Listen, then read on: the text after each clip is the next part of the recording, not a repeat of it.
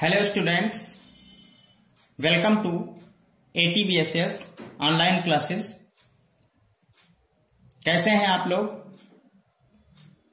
हम आशा करते हैं कि आप लोग अच्छे होंगे और जो पढ़ाया जा रहा है उसका भली भांति रिवीजन कर रहे होंगे।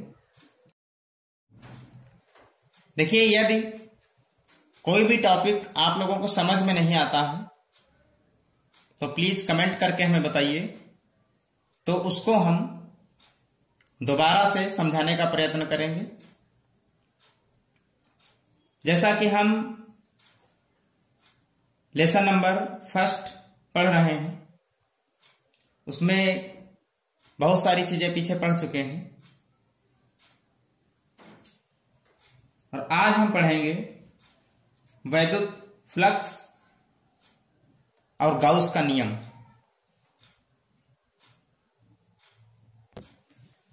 तो इसमें पहला टॉपिक हमारा वैद्युत फ्लक्स है। वैद्युत फ्लक्स जो है वो एक वैद्युत क्षेत्र का गुण होता है। देखिए, हमें पता है कि किसी भी वैद्युत क्षेत्र को वैद्युत बल रेखाओं द्वारा निरूपित किया जाता है और हमें यह भी पता है कि जहां पर बल रेखाएं एक दूसरे के समीप समीप होती हैं वहां जो वैद्युत क्षेत्र होता है वो प्रबल होता है, और जहां पे थोड़ा दूरी दूरी पे होती हैं बल रेखाएं वो वैद्युत क्षेत्र दुर्बल होता है।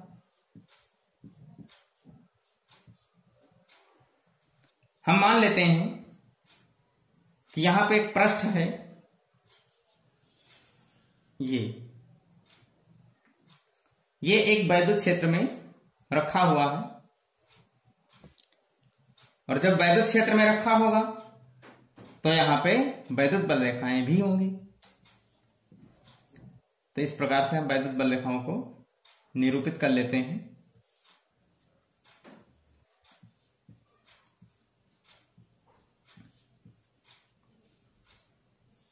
ये कुछ रेखाएं इस पृष्ठ से होकर के गुजर रही हैं। ये हमारी वैद्युत बल रेखाएं हैं।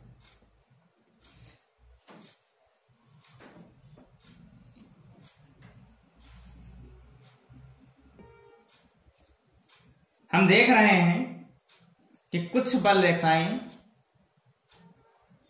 इस पृष्ठ से होकर के गुजर रही हैं और कुछ बल रेखाएं इस पृष्ठ से बाहर बाहर होकर जा रही हैं।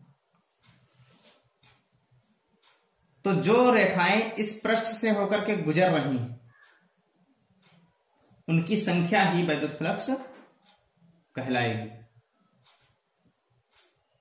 जो रेखाएं इस पृष्ठ से होकर के गुजर रही हैं उनकी संख्या ही वैद्युत फ्लक्स कहलाएगी। यानी हम कह सकते हैं कि वैद्युत क्षेत्र में, नोट भी कर लेते हैं, वैद्युत क्षेत्र में स्थित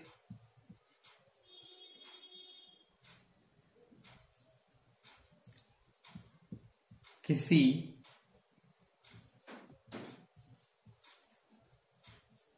काल्पनिक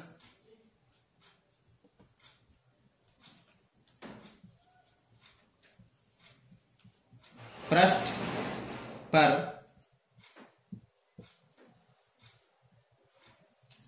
वैद्युत फ्लक्स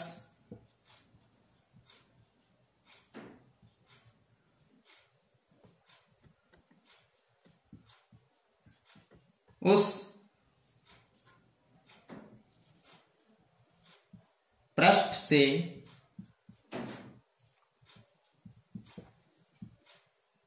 होकर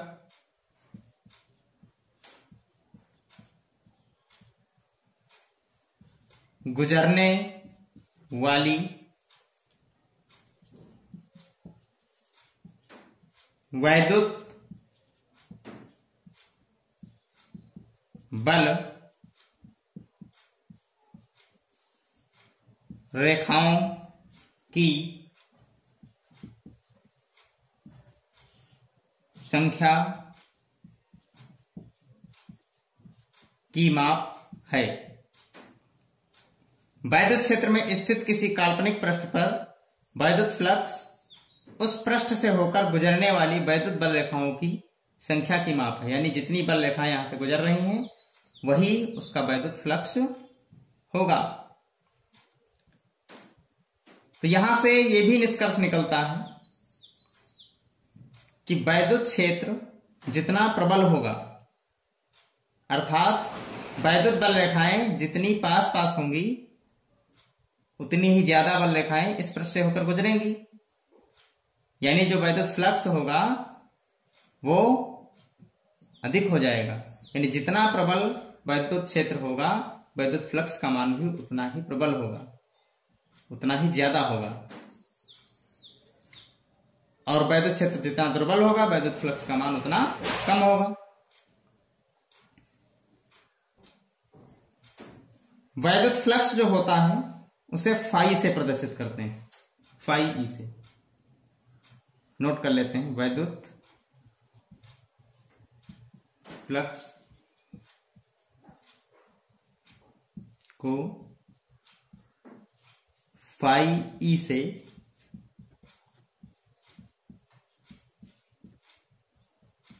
प्रदर्शित करते हैं। यदि हम इस पृष्ठ को मान लें कि इसका क्षेत्रफल a मीटर स्क्वायर है और जो ये वैद्युत क्षेत्र है ये कैपिटल E है, तो जो वैद्युत फ्लक्स होगा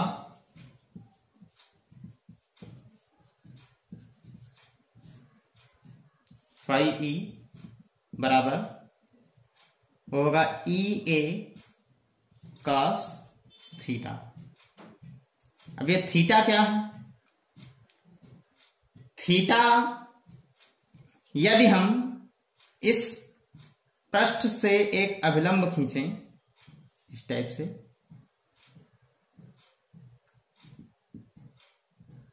तो जो इस पृष्ठ का अभिलंब होगा उसकी दिशा और जो वैद्युत क्षेत्र की दिशा होगी उसके बीच का जो कोण होगा उसे थीटा कहेंगे। यानी थीटा वैद्युत क्षेत्र और पृष्ठ के अभिलंब के बीच का कोण है। आगे देखते हैं कुछ कंडीशंस। यदि यह समतल पृष्ठ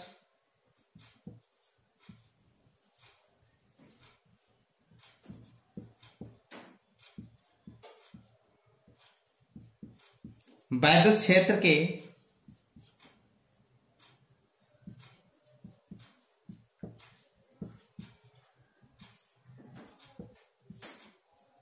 अभिलंबवत है, तो देखिए जो ये समतल पृष्ठ है अगर ये वैद्युत क्षेत्र के अभिलंबवत होगा तो जो इस पे अभिलंब खींचा जाएगा वो वैद्युत क्षेत्र के ठीक समांतर आएगा। यानी उसके बीच में जो कोण बनेगा वो 0 हो जाएगा, तो थीटा का मान 0 हो जाएगा। तो हम लिख सकते हैं कि फाई ई बराबर ई ए कास 0, इसमें मान रख देंगे थीटा का, तो कास 0 का मान 1 होता है, तो फाई ई बराबर ई ए हो जाएगा, इसका मान तो 1 ही हो जाएगा। तो यदि ये समतल पृष्ठ जो होगा ये वैद्युत क्षेत्र के लंबवत होगा तो आपका फाई ई बराबर ई ए होगा। ये पहला नंबर था। और दूसरा नंबर, यदि यह समतल पृष्ठ वैद्युत क्षेत्र के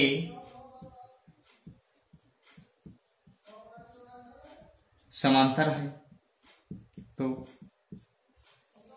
देखिए जब यह समतल पृष्ठ वैद्युत क्षेत्र के समांतर होगा तो जो अभिलंब होगा वो क्षेत्र की दिशा के लंबवत हो जाएगा। यानी ये अगर समांतर हम बना दें वैद्युत क्षेत्र तो लंब ऊपर को जाएगा, तो ये हो जाएगा 90 डिग्री का एंगल बनाएगा, यानी कि ये वैद्युत क्षेत्र के लंबवत हो जाएगा। तो थीटा का मान 90 हो जाएगा, यानी थीटा बराबर 90। तो फाई ई बराबर ई ए कास 90, और कास 90 का मान 0, यानी कि फाई ई बराबर 0। यानी जब समतल पृष्ठ वैद्युत क्षेत्र के समांतर होगा तो वैद्युत फ्लक्स का मान 0 आएगा, यानी उसमें से कोई भी विद्युत बल रेखाएं नहीं गुजरेंगी। वैद्युत फ्लक्स का जो मात्रक होता है न्यूटन मीटर स्क्वायर प्रति कूलाम होता है, न्यूटन मीटर स्क्वायर प्रति कूलाम। अगला टॉपिक है हमारा गाउस का नियम। गाउस का नियम कहता है कि किसी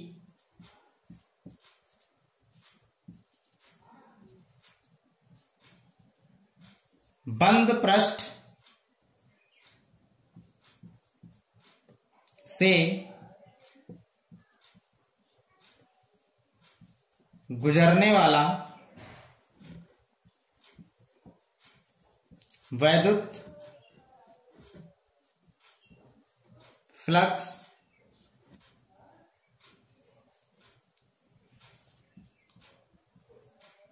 यानी फाई ई से उसको प्रदर्शित किया जाता है, उस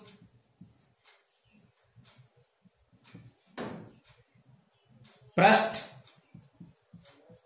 द्वारा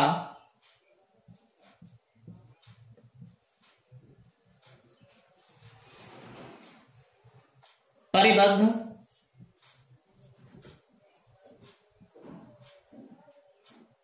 कुल आवेश यानी Q, मान लेते हैं कि कुल आवेश Q है, का 1/ε0 गुना होता है, यानी कि फाई ई बराबर Q और गुणा 1/ε0, फाई ई बराबर Q/ε0।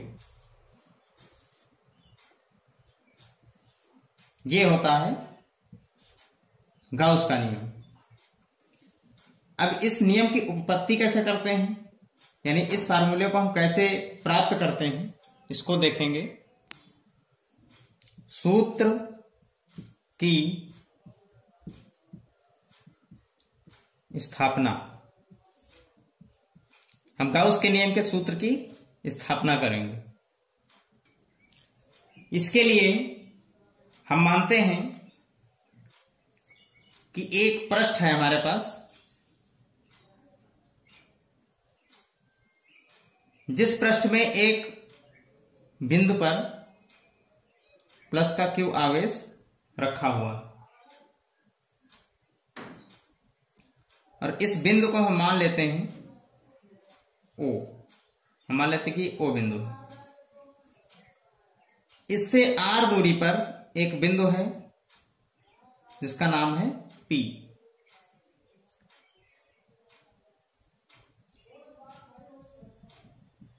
इनके बीच की दूरी R है।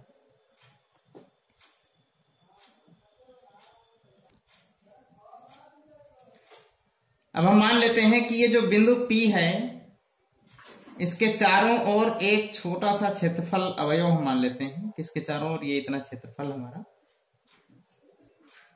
है, और जिसका मान है डी ए। डी इसलिए लगाया गया है क्योंकि ये क्षेत्रफल हम सूक्ष्म क्षेत्रफल मानते हैं। ये पूरा क्षेत्रफल हुआ और इसके अंदर ये छोटा क्षेत्रफल लिए हैं, इसीलिए यहां पे डी लगाए हैं। ये जो डीए है क्षेत्रफल, हम मान लेते हैं कि इस क्षेत्रफल पर एक अभिलंब खींचा है जिसको हम डी ए वेक्टर से निरूपित करते हैं, यानी इसकी दिशा इधर को है। और जो इस प्लस क्यू के कारण बिंदु पी पर जो वैद्युत क्षेत्र की तीव्रता लगेगी उसको हम ई से प्रदर्शित करेंगे। तो हम इस क्षेत्रफल अवयव से गुजरने वाला वैद्युत फ्लक्स निकालते हैं पहले। तो इसका मान होगा फाई ई बराबर होता है E D A cos theta, यानी चूंकि यहां पे हम छोटा क्षेत्रफल लिए हैं तो यहां हम डी लगा देंगे। तो डी फाई ई बराबर E D A cos theta.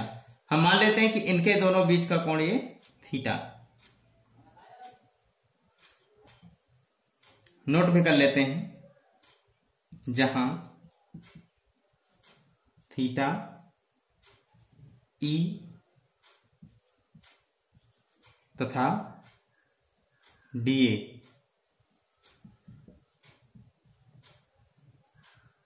के बीच का कोण। और हम जानते हैं कि जो वैद्युत क्षेत्र की तीव्रता का सूत्र होता है E बराबर 1/4πε0 Q/r², जैसा कि हम पीछे पढ़ चुके हैं। ये E का मान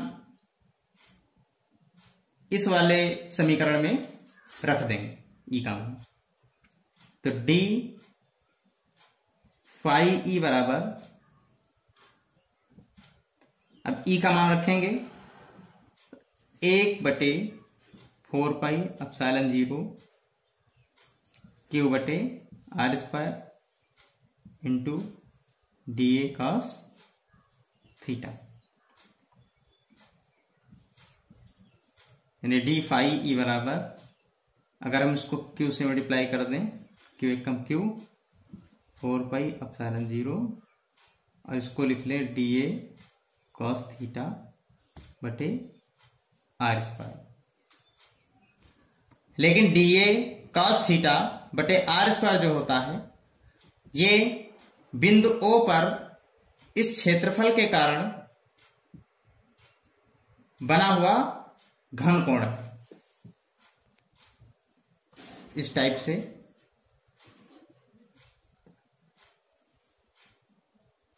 ऐसे घन कोण क्या होता है थोड़ा सा हम समझ लेते हैं। घन कोण किसी भी गोलीय पृष्ठ द्वारा उसके केंद्र पर अंतरित कोण होता है। मान लीजिए यहां पे कोई गोला है और उसका ये केंद्र है, तो ये इस पृष्ठ द्वारा इस पे जो एक कोण बनाया जा रहा है इसे हम कहते हैं घन कोण। तो ऐसे ही यहां पे बिंदु O पर इस पृष्ठ के द्वारा जो कोण यहां पे अंतरित हो रहा है उसको हम घन कोण कहते हैं। तो चूंकि ये क्षेत्रफल छोटा क्षेत्रफल में लिया जिसको माना है डीए, तो इस जो ये घन कोण बना है इसको हम डी ओमेगा मानेंगे। वैसे तो घन कोण को ओमेगा से प्रदर्शित किया जाता है, लेकिन चूंकि क्षेत्रफल छोटे क्षेत्रफल से बन रहा है, तो चूंकि यह छोटे क्षेत्रफल डीए से बन रहा है तो इसको हम डी ओमेगा मानेंगे। तो यहां हम लिख लेंगे चूंकि डीए कॉस थीटा बटे r² बराबर डी ओमेगा, तो इसकी जगह पे हम डी ओमेगा लिख सकते हैं। तो डी फाई ई बराबर क्यू बटे 4πε0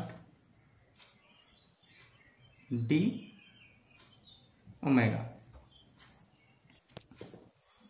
ये वैद्युत फ्लक्स जो हमारा सूक्ष्म क्षेत्रफल डीए माना था हमने, उसमें से होकर जो जा रहा है उसका मान आया है। लेकिन यदि हम संपूर्ण क्षेत्रफल की बात करें तो इसका हम समाकल कर देंगे, यानी डी फाई ई का समाकल फाई ई हो जाएगा और इधर ये कांस्टेंट माना जाएगा क्यू बटे 4 पाई एप्सिलॉन 0 समाकल डी ओमेगा। चूंकि डी ओमेगा उस सूक्ष्म क्षेत्रफल से अंतरित घन कोण है, लेकिन यदि हम संपूर्ण पृष्ठ की बात करें तो इसका मान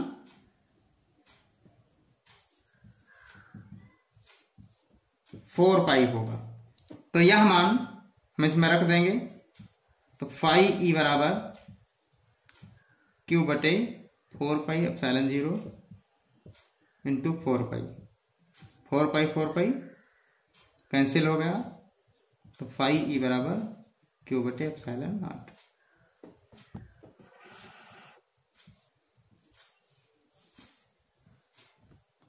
यही हमारा गाउस का नियम। अब हम मान लें कि कोई भी एक बंद पृष्ठ है, उसमें बहुत सारे आवेश हैं, Q1 है, Q2 है, Q3 है, Q4 है, Q5 है। इस प्रकार से बहुत सारे आवेश हैं और इनके जो आवेश हैं वो भी अलग अलग प्रकार के हैं। जैसे मान लीजिए प्लस Q1 है, Q2 भी मान लीजिए प्लस का है, Q3 भी मान लीजिए प्लस का है, कुछ माइनस के हैं, Q4 Q5 माइनस के हैं।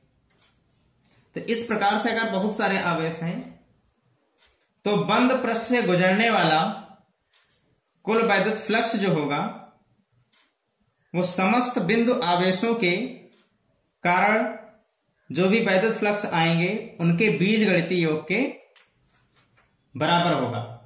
जितने भी धन के आवेश हैं यानी plus Q1 plus Q2 plus Q3, इनका जो वैद्युत फ्लक्स होगा वो बाहर की ओर होगा, और जो ऋण आवेश हैं इनसे जो वैद्युत फ्लक्स होगा इनका इस पृष्ठ के अंदर की ओर होगा। यानी इसको हम लिख सकते हैं कि फाई ई जो होगा वो Q1 plus Q2 plus Q3 minus Q4 minus Q5, इस टाइप के जितने भी होंगे इनका 1/ε0 से मल्टीप्लाई करा के इनका वैद्युत फ्लक्स हम निकाल सकते हैं। यानी इनको हमने बीजगणितीय योग कर लिया और इसको गुणा करा दिया 1/ε0 से। यानी इसको हम ऐसे भी लिख सकते हैं कि फाई ई बराबर, इसको सिग्मा क्यू लिख सकते हैं इंटू 1/ε0 या 1/ε0 इंटू सिग्मा क्यू, इस टाइप से लिख सकते हैं।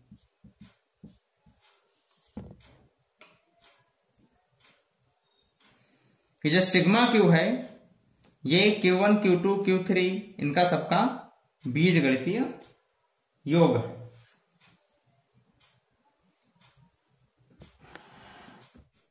तो हाँ स्टूडेंट्स, आज के वीडियो में बस इतना ही। हमें उम्मीद है कि आप लोगों को समझ में आ रहा होगा।